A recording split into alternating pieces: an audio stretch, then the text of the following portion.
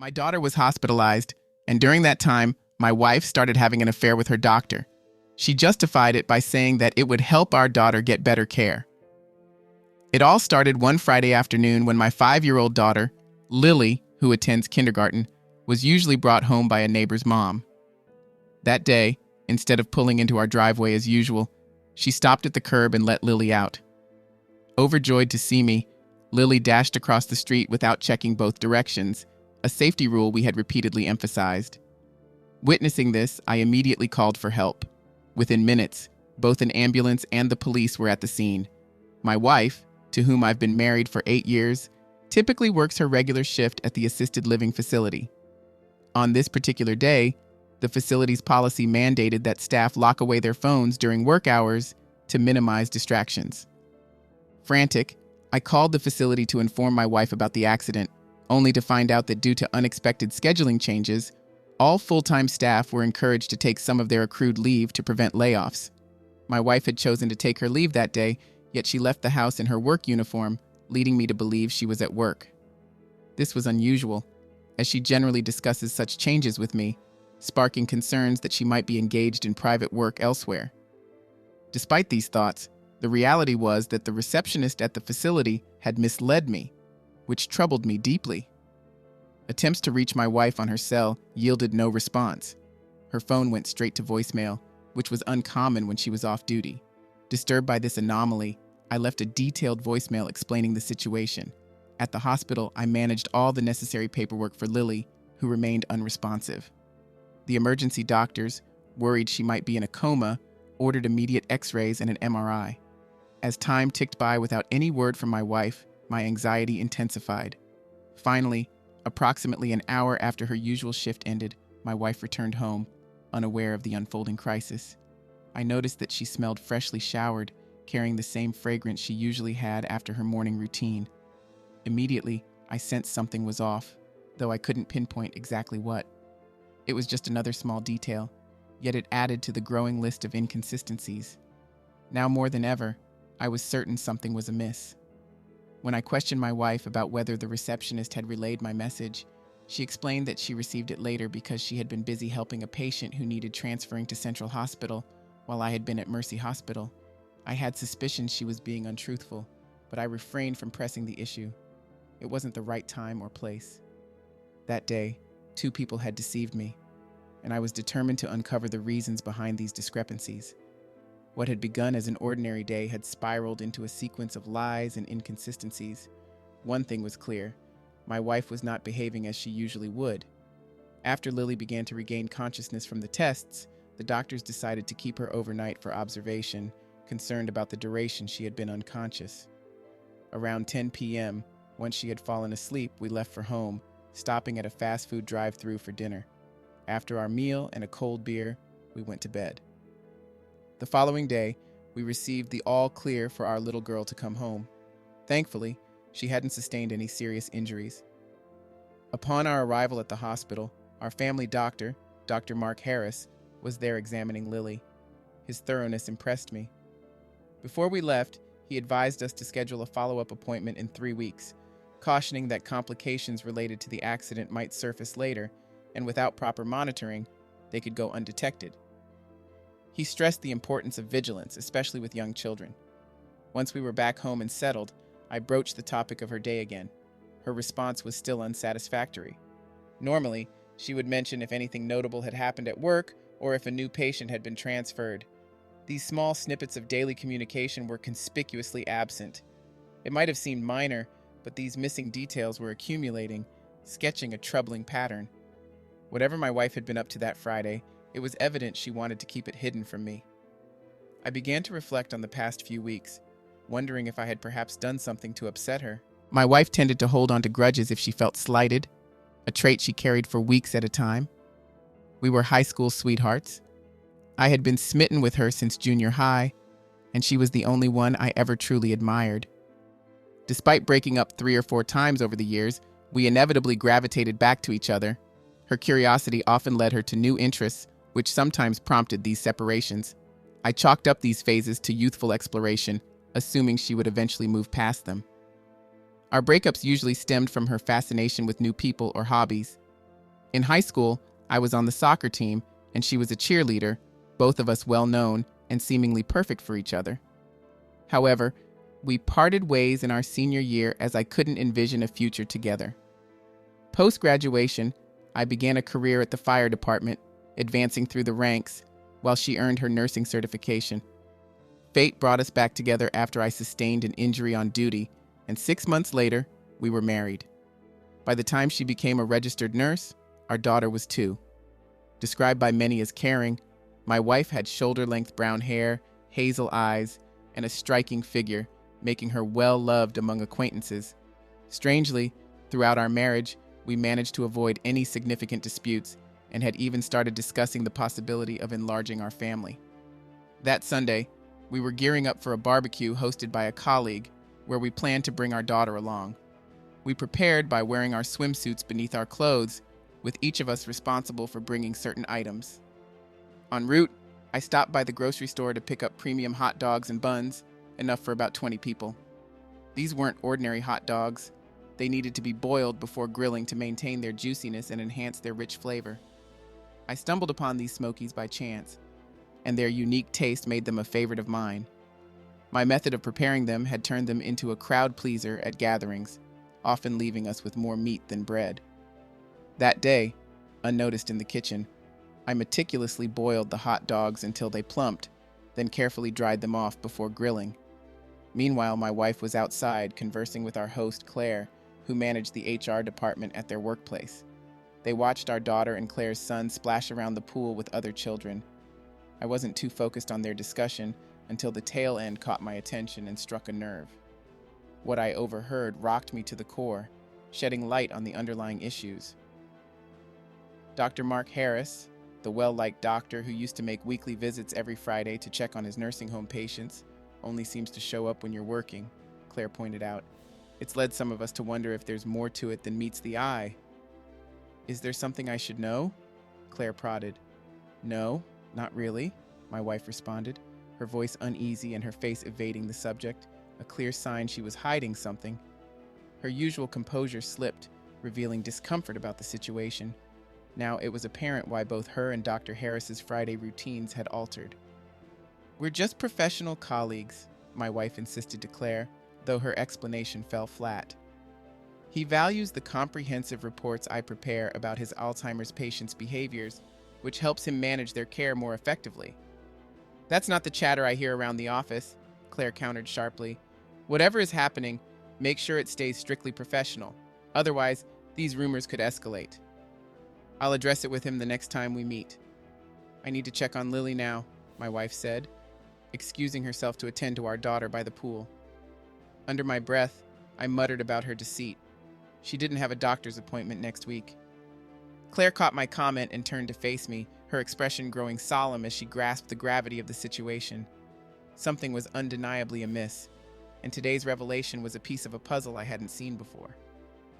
You overheard us, didn't you, Dan? Claire asked. I simply nodded, confirming my suspicions. You think there's something going on between them, don't you? She pressed. Reflecting on the past few days, I realized that the small inconsistencies I had noticed were now forming a clearer, more troubling picture. Her facial expressions betrayed that she was concealing something she didn't want anyone to discover. This realization forced me to reassess everything. Can you tell me how long she has been taking every other Friday off? I asked Claire. For the last 3 months, Claire responded. She proposed the new schedule since she's been working a lot of extra hours. Most of her overtime pay just ends up going towards additional taxes. She claims that taking the day off helps to cut down her overtime, allowing her to save her accumulated leave for family matters. We in Human Resources support it because, ultimately, it saves the company money and provides more hours for part-time employees. I had another question. How close is my wife to the receptionist? Who answers the phone? I inquired. They're best friends. Why? Claire answered, her curiosity piqued.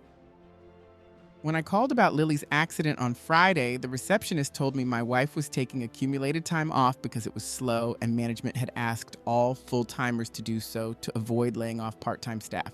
You're saying that wasn't true? You were lied to. We're operating at full capacity. There are no cuts needed. What are you going to do? Claire asked, handing me a stiff drink. My wife was clearly hiding something, and it seemed her best friend was aiding her deception. I hope what I suspect isn't true, I confessed. Dr. Harris is our family doctor. If my suspicions are correct, it could ruin his career. I'd have to divorce my wife and seek full custody of our daughter. Well, from what I've heard around, you're not the only one with suspicions, Claire revealed. The nurses she works with think they're too familiar with each other to be just professional. They spend a lot of time together in a patient's room with the door closed. If I hear more, I'll let you know. Please do, I urged. As a firefighter, we always say, where there's smoke, there's fire. It might just be a mutual attraction that escalated. Either way, I'm going to find out, I declared, returning to grill the Smokies. Nice try, but I'm not convinced that's going to hold, Claire remarked. I've been through similar situations, and usually our instincts are spot on. At that moment, it dawned on me that I might be observing the same patterns in my wife that had surfaced during our high school days. If my suspicions were correct, it likely meant she was involved with someone new. Dr. Mark Harris had joined the partnership group 3 years prior, stepping in to replace our aging family doctor, whose practice had been undermined by the local hospital, forcing him into early retirement. My wife, a registered nurse, had initially earned her license while at Central Hospital, known for its emphasis on a youthful image, before transitioning to the assisted living facility. The preference for a younger image at Central Hospital meant that seasoned professionals like our former doctor were pushed out, a regrettable trend where appearance trumped experience. Over the next 6 weeks, my work schedule at the fire department, 6 p.m. to 6 a.m. shifts, alternating 4 days on and off, provided ample opportunity for any undisclosed activities given my absence at night. My wife's recent actions had sown seeds of doubt, prompting me to take measures I had never imagined necessary. Before I started grilling, I sent a quick text to one of my trusted colleagues, requesting a call back in 5 minutes. Standing beside my wife when my phone rang, I excused myself, claiming the need for privacy for a work-related call, and stepped out to the front yard. In reality, I needed to ensure she wouldn't overhear the ensuing conversation. Bill, remember how we organized a team when Greg was dealing with his ex-wife a few years back? I asked. Of course, Dan, that was quick and effective. Bill responded. Who needs our help now? He inquired. It's me this time, I confessed. From what I've pieced together, I believe something's been going on for at least the past 3 months between my wife and Dr. Mark Harris. Even her colleagues at the facility are suspicious. I caught wind of management discussing it with her, which indicated the seriousness of the matter. The head of human resources even cautioned her to keep a low profile at work. That's telling. If they're advising discretion, it's been an issue for some time, Bill noted, his tone grave. I'll start making calls. We'll arrange to meet at the fire hall tomorrow while we're on duty, he promised, ready to help as he had in the past. Our friends in the sheriff's department will appreciate the change of pace, Bill said, setting the tone for our covert operation. Remember, Dan, the same rules apply to you as we had for Greg during his situation. You need to remain hands-off until we conclude our investigation. Any deviation in your behavior could alert your wife. The investigation into Greg's ex-wife had been expedient and meticulous, completed in under a month. We had amassed a comprehensive daily report on her interactions with her lover, so detailed that Greg's lawyer boasted about its airtight nature. This thoroughness helped Greg secure custody of their 3 children with relative ease. We convened that Monday evening in the fire hall meeting room to strategize. The room was packed with 6 sheriff's deputies, 5 fellow firefighters, and 2 police officers. I relayed the events of the past Friday and the subsequent discoveries. There was a consensus that something untoward was certainly unfolding. I provided them with my wife's car details, her license plate number, and her regular work schedule. The team also requested copies of our medical records from the past 2 years, which were to be retrieved from our home files. They intended to verify if Dr. Mark Harris was still listed as our family doctor on the medical bills, as proper protocol would dictate he refer us to another practitioner if there was a personal relationship. After sharing the necessary information, I was asked to leave the room to allow the team to finalize their surveillance plans. The following morning, after seeing Lily off to school, I encountered my retired neighbor while he was collecting his newspaper. We struck up a conversation, and he inquired about the late-night visit from a doctor he'd noticed the previous evening. Curious, I probed whether he was certain it was a doctor. He confirmed the visitor had arrived in a white coat, which was left in the car as he entered our house. My neighbor noted that the visitor was still there when he retired for the night at 10 p.m. Concerned, he suggested I discuss it with my wife upon her return. Walking back home, my heart sank as I realized my fears were likely justified. To confirm my suspicions, I approached my neighbor again, this time with my phone in hand, displaying a photo of Dr. Mark Harris from the medical group's website. He instantly recognized the man as the doctor he had seen at my house. Just then, my wife called to inform me she'd be late coming home. I decided to take Lily to my mother's house so that I could manage my work schedule without distractions. I updated Bill on the neighbor's sighting and handed him copies of our medical records and health insurance documents. These confirmed that Dr. Mark Harris was indeed still listed as our family doctor, and that my wife had seen him for an appointment just 2 weeks prior. The following Tuesday, while my wife was at work, a few friends discreetly entered our home to conduct their own investigation. I was asked to stay outside, so I spent the time chatting with my next-door neighbor. He hinted that the previous week's visit from the doctor was not for medical reasons. I played along, mentioning that my friends were handling something inside, but I was kept out of the loop to ensure impartiality in their findings. He mused about how useful such friends could have been during his own divorce, noting the potential savings on legal fees and the unfortunate necessity of guarding oneself against betrayal in this digital age, which seemed to corrode traditional family values. My stint of night shifts was drawing to a close when I received a grim visit at the firehouse during the first day of my last 4-day shift. The team brought along one of the top divorce lawyers from our town, signaling the gravity of the situation. It became clear then that this was more than just suspicions of infidelity. The evidence suggested that my wife and Dr. Mark Harris had been involved in an affair for over 6 months, and it was reaching a critical point. The team's decision to involve a lawyer indicated it was time for decisive action. My wife had a plan to wait until the school year ended, just 2 months away, before initiating divorce proceedings. On nights when I was at work, she would either have Dr. Harris over after our daughter Lily went to sleep, or she would take Lily to her sister's place, using it as a cover to meet up with him. In the mornings, she would pick Lily up from Dr. Harris's house and bring her back before my shift ended, continuing their day as if nothing was amiss. The presence of the lawyer was a telltale sign of the deeper machinations at play. With Dr. Harris's involvement, my wife was preparing to level accusations of mental cruelty against me, aiming to paint me as an unfit father and a danger to Lily's welfare. Leveraging her nursing background, she believed that concocted evidence and a carefully compiled medical record could sway the court to award her full custody, restricting my time with Lily to supervised visits only. Her endgame seemed designed to incite such anger in me and my parents that we would sever ties permanently. As details of their scheme were laid bare, I was left grappling with the severity of her betrayal. The investigation had yielded a 60-page report containing dates, explicit photographs of their intimate moments, several notarized statements verifying their 6-month affair, and transcripts of their discussions on how best to undermine me. Our most damning piece of evidence was a particularly graphic photo showing our 5-year-old daughter, Lily, inadvertently witnessing one of their encounters, a moment they were completely oblivious to. This image alone could shift the narrative significantly. Determined to confront the situation head-on, I plan to serve her with divorce papers right after my final night shift this week. Concurrently, we would file a formal complaint against Dr. Mark Harris with the state medical board. Our billing records, which showed he continued as our family doctor throughout the affair, would be pivotal. We intended to challenge the legitimacy of the medical records he might have manipulated to bolster my wife's false claims of mental cruelty, especially given their discussions about setting me up. It was corroborated with a photograph that Dr. Mark Harris was having an affair with my wife in the presence of our 5-year-old daughter. Dr. Harris, once a respected figure, breached medical ethics and the law by falsifying medical records.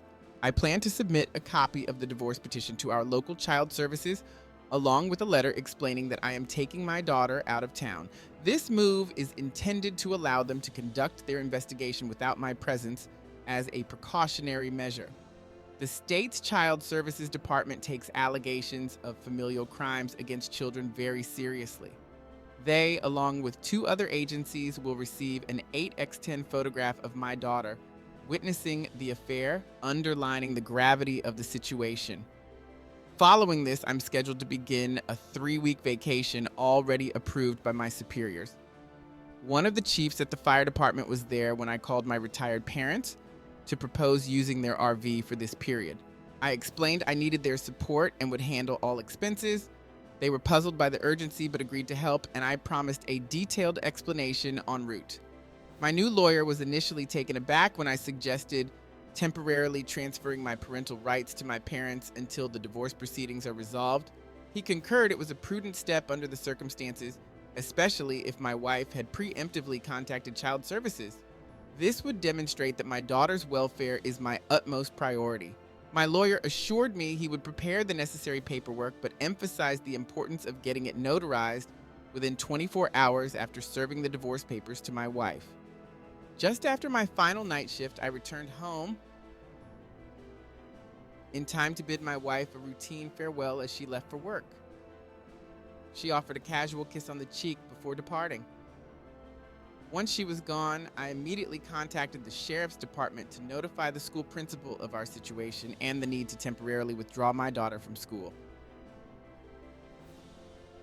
By 8 in the morning, my parents arrived and we swiftly loaded our belongings into the RV.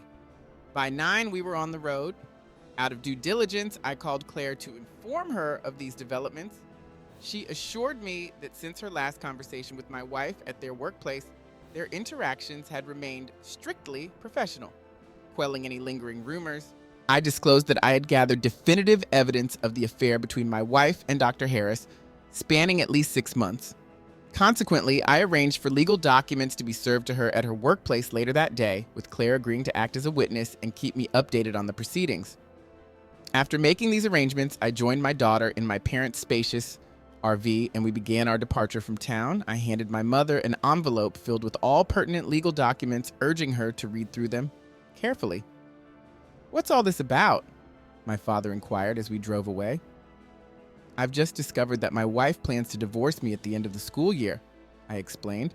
"The documents Mom is reviewing detail everything we've uncovered and confirmed. Her lover, our family doctor, conspired with her against me. If their plot hadn't been exposed, we might have been maneuvered into a position where we could have lost Lily permanently after the custody battle. So, we're leaving town because the fallout is about to get quite severe for several individuals," my dad deduced. "It's safer for you and our granddaughter to be away from the chaos. Today, your wife will be served with papers at her work. We're also filing a formal complaint with the state medical board against Dr. Harris this morning, accusing him of ethical violations, bolstered by solid evidence. Child Protective Services will be briefed on everything in that envelope," he continued. "Dr. Harris could face suspension or even lose his medical license if found guilty. Your action might even prompt a thorough investigation into his entire medical group." "My God!" my mother exclaimed, shocked. "They let my granddaughter witness their indiscretions?" "I'll handle that woman myself," she declared fiercely. "That doctor can kiss his career goodbye. He'll lose his license for good, and his entire partnership will be under scrutiny by every relevant authority. Your wife will be fortunate to secure even supervised visits after this mess," my dad added grimly. "When you and Lily return, you'll move in with us permanently. If she dares show up at our home when you or your father aren't there, I'll confront her myself," my mother stated, her protective instincts in full force. "I'll also be the one driving Lily to and from school every day." As my father pulled over for gas, I took the opportunity to take the wheel after refueling, allowing him time to digest the full extent of the information in the documents. He was astounded by the meticulous detail. I elaborated on the coalition we had formed within city services, recounting how this was our second time rallying to protect one of our own from a vindictive divorce. Around 3 p.m., we pulled into a trailer park where my mother had booked us a spot for the night. This 3-week getaway was planned as a treat for my daughter. After setting up the RV, I took Lily for a swim in the nearby pond. Just as we were drying off, my phone rang. It was Claire. "Hi, Claire," I answered, hoping she had good news. Dan, today has been a whirlwind, Claire responded. Your efforts really shook things up. This afternoon, we received news that Dr. Mark Harris has been temporarily suspended from practicing pending the outcome of the state medical board's investigation. They moved incredibly fast on this. I'm impressed, I admitted. I thought they would at least bring him in for questioning first. They usually only suspend someone this quickly if the initial evidence is compelling, Claire explained. It seems they're treating this matter with the urgency it demands. The final decision will likely take about 3 months, though. I made sure to send them all the pertinent information that I included in my divorce petition, I told her. Claire continued. At 3 p.m. today, your soon-to-be ex-wife was served her papers right at the shift change. I had alerted security beforehand to watch for the server and to notify me when he arrived. I personally escorted him to her department. The server asked her directly, "Are you Emily Martin?" When she confirmed, he handed her the papers and said, "Congratulations, you've been served."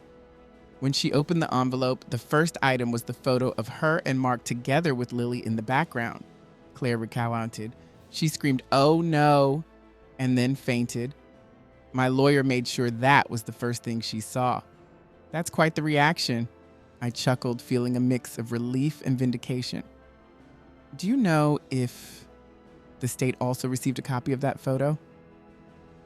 Given how thorough my lawyer is, I'm sure they did, I replied confidently. With evidence like that, the medical board had no choice but to act decisively. Claire analyzed. Mark Harris was not only involved with the patient, but allowed her minor child to witness their indiscretions. I wasn't sure you could pull it off, Dan. Now everyone's wondering how long he'll lose his license for. My dad bets it's gone for good in our state. Mark and my wife were crafting a false narrative about me being mentally cruel to her and our daughter to gain sole custody, I explained. If they manage to substantiate those claims, criminal charges might be next. It's a complete mess. But now, with everyone aware of her actions, her problems are only mounting. The atmosphere at work is charged with rumors, Claire told me. Some staff members have refused to work with her, leading to a schedule overhaul. They've lost trust in her, Claire said, explaining the tension. After Emily regained her composure, I informed her about Dr. Mark Harris's suspension by the medical board, pending their investigation. She left work visibly upset at 3:30 p.m. Wait until she finds out that Lily and I are out of town, I said, a hint of relief in my voice. We had left that morning, following advice from my lawyer who believed it prudent, given the accusations from both Mark and my wife, that I shouldn't be alone with my daughter for now. It's a wise precaution, I added, acknowledging the potential reach of her professional network, which could lend credence to her claims. Claire agreed, noting the potential for those stories to spread. In the end, it's the detail in our reports that has consistently safeguarded our organization, I remarked.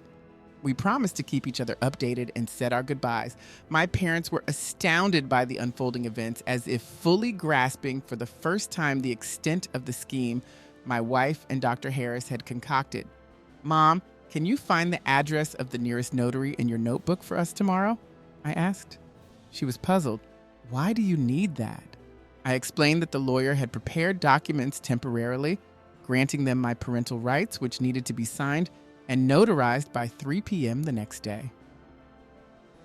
I won't let them take my granddaughter away no matter what, my mother declared, her voice thick with emotion. Are you sure this is the right step? She asked, worried about the extremity of the measures. Yes, Mom, it's necessary. Even the lawyer agrees it's the safest option given the uncertainties around those fabricated medical reports, I reassured her, explaining that it was crucial for Lily's safety until it could be proven that I was no danger to her. My mother began to cry, moved by the situation. Meanwhile, my wife, expecting to find me at home, was met with silence. She parked her car and steeled herself for a confrontation. After receiving no response to the doorbell, she used her key to enter. Upon entering, the quiet house confirmed her fears. It was empty and our daughter was nowhere to be seen. She pulled the legal documents from her bag, reading through them thoroughly, slowly realizing that my legal team had left no stone unturned. The elaborate scheme, as revealed by the transcripts of conversations between Mark and Emily, had been fully exposed. Mark had taken preemptive steps aggressively, but they were halted as none of the manipulated medical records had been disclosed publicly. They were still in the preparatory phase of their plot, which now would never materialize. Mark found himself unable to access his files until the investigation was completed and details of the specific allegations against him remained undisclosed, with only the severity of the situation communicated to him. The evidence I provided confirmed their affair and their recklessness. The moral indefensibility of having a child witness such acts was undeniable, and until this point, Emily was unaware that Lily had inadvertently seen them. This realization dashed any hopes Emily had of obtaining sole custody, though the possibility of joint custody with primary care was still open if she could reach and converse with me. She tried calling me, but her calls were redirected to my voicemail. Text messages went unanswered. When she attempted to contact my parents, both their home and cell phones went unresponsive, indicating they had likely blocked her. In desperation, she called her sister Evelyn, who answered. "Hi, Emily. Dan was thorough," Evelyn began. "He sent our entire family copies of his divorce petition. Mom and Dad are appalled. They've read everything and are absolutely disgusted by your actions with Mark. In their eyes, you've crossed the line trying to tarnish Dan's reputation." Evelyn continued, detailing my morning call to them. "He called them right after you left for work to inform them he's taking Lily out of town with his parents. When they asked why, he explained that your actions with your lover left him no other choice. He told them he's in a legal predicament because of you and needs to temporarily transfer his parental rights to ensure Lily's well-being." Mom and Dad were devastated when they read the document. "Why would you attempt to destroy Dan's life like this?" Emily cursed under her breath. "Does this mean I'll have to battle my own in-laws for custody?" she asked, her voice tinged with resignation. "It looks that way," Evelyn confirmed. "The court can't rule on what Dan doesn't have. He's managed to stay one step ahead. I always knew he was the most considerate and generous man," she added, her words echoing the gravity of the situation Emily now faced. "Once pushed to his limits, he doesn't hold back," Evelyn noted, understanding the severity of the situation. "You know how much Mom values her reputation. This is shaping up to be a lengthy, difficult fight." Emily sighed, her hopes dimming. "I thought I had a solid strategy to win. I wasn't expecting resistance like this." "We received the same thing you did, a certified copy of the divorce petition, with a note indicating copies were also sent to the state medical board," Evelyn explained, laying out the facts. "You and Mark plotted to sideline Dan so you could exclude Lily from his life completely. If the tables were turned, what would you have done?" "Damn it," Emily cursed under her breath. "He's targeting Mark's career and our future together. If the board agrees with Dan, Mark might lose his medical license here forever." "Exactly," Evelyn affirmed. "Dan's using your own maneuvers against you to prove his point. But honestly, Mark might have been a good partner for you, but the family and I won't support your efforts to destroy Dan's life.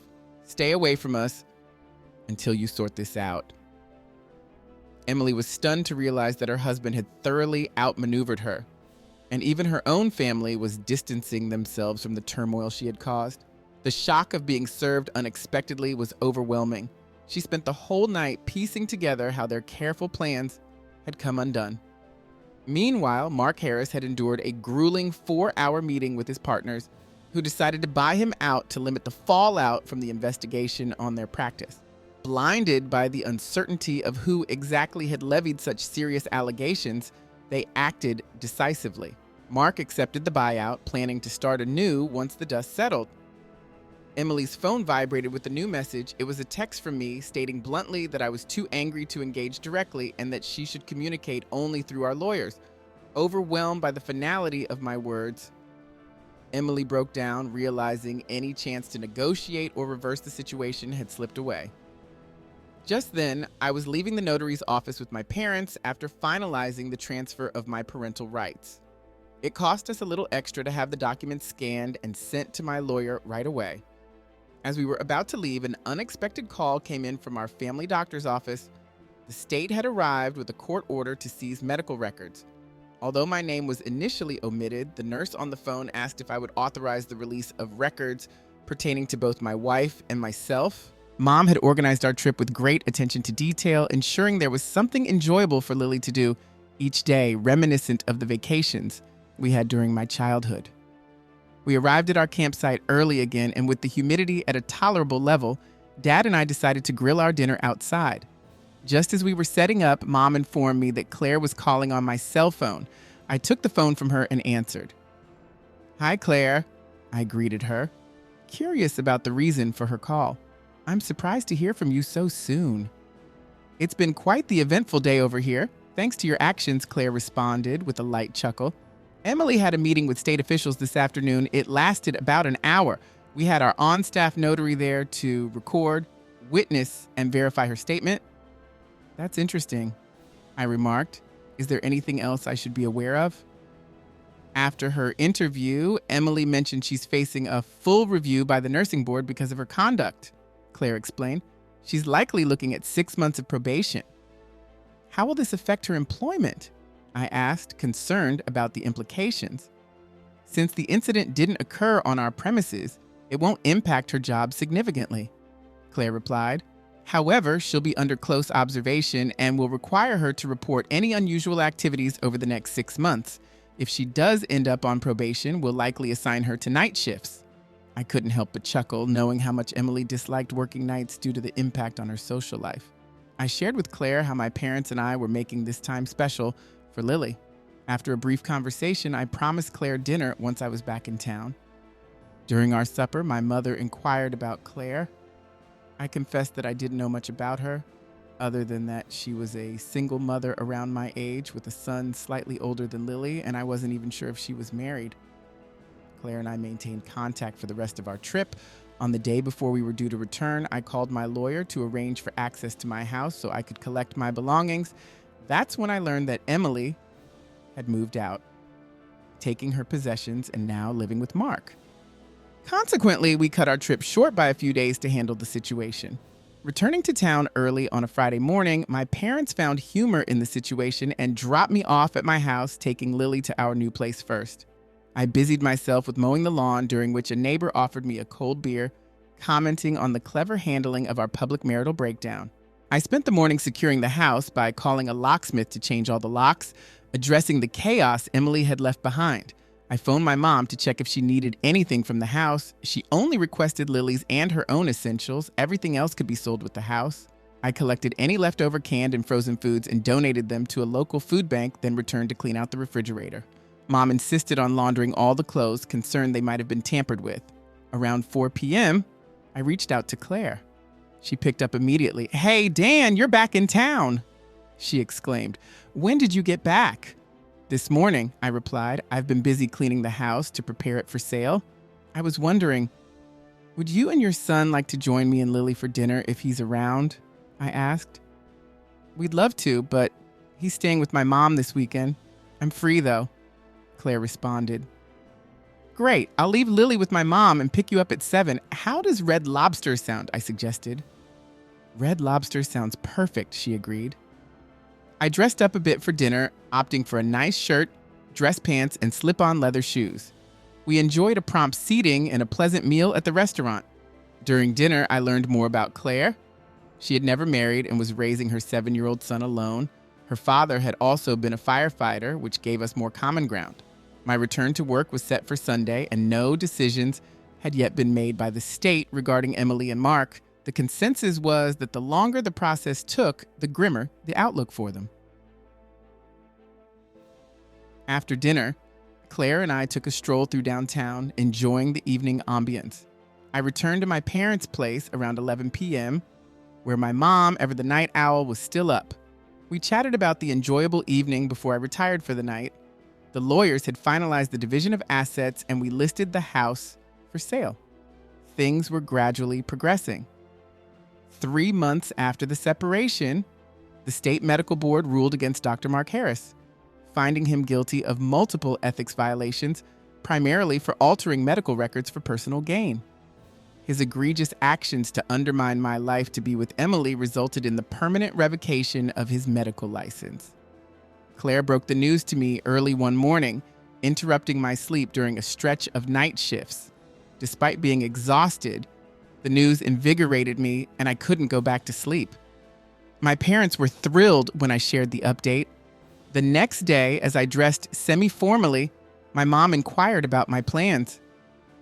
"I'm going to ask Claire, the woman who supported me these past few months, if she'd like to join me for lunch," I told her. Mom smiled warmly. "Don't you think it's time we met Claire?" she suggested. With that, I headed to the assisted living facility around noon to see Claire. Upon entering the assisted living facility, the first person I encountered was the receptionist, who had previously misled me. Her complexion turned a ghostly shade as I approached the desk. "Could you please let Claire Thompson know there's a gentleman here asking if she's free for lunch?" I requested. She hesitated momentarily before dialing Claire's extension. Moments later, Claire emerged, her face brightening with a broad smile. We greeted each other warmly, and I embraced her, stealing a quick kiss. Hand in hand, we headed out to Logan's Roadhouse for lunch. "You know, we're quite the subject of local gossip now," Claire mentioned as we left. "Emily heard about us through the receptionist, the town's gossip hub, but that's her issue now that my name has been cleared." "We're moving forward," I replied, smiling. "Besides, my new girlfriend might start getting impatient if I don't hurry up." My words seemed to touch Claire deeply, her eyes glistening with tears.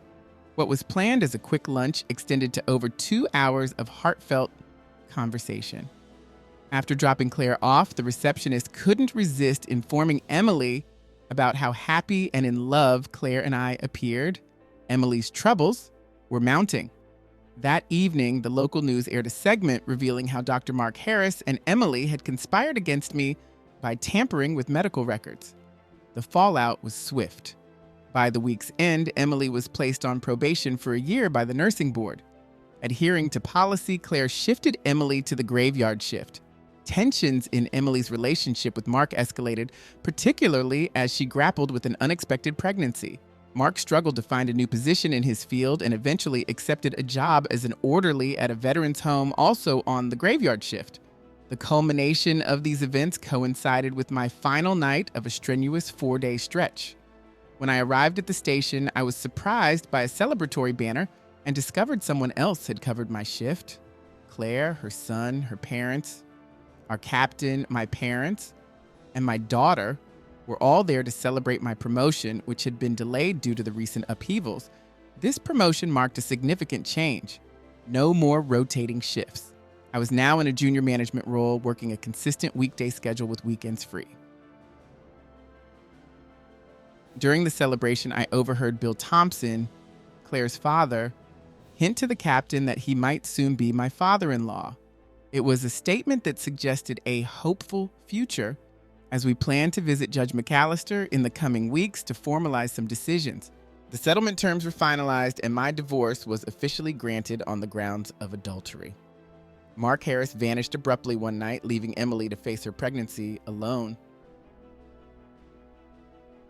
On the weekend of Labor Day, just before the sun began to set, I took Claire on a scenic walk through a nearby state park where I had planned a special moment. As we reached a quiet spot, I got down on one knee and proposed. She accepted with joy. The following Monday, our families gathered at Claire's house for a celebratory barbecue where I took charge of grilling the hot dogs I so enjoyed. As we began to eat, Claire's mother, Nancy, noticed the engagement ring on her daughter's finger and immediately embraced her. "When were you planning on telling me?" she asked. "After dinner," Claire responded, her face lit up with a smile. Bill, catching his wife's excited reaction, called out, "What's the excitement about?"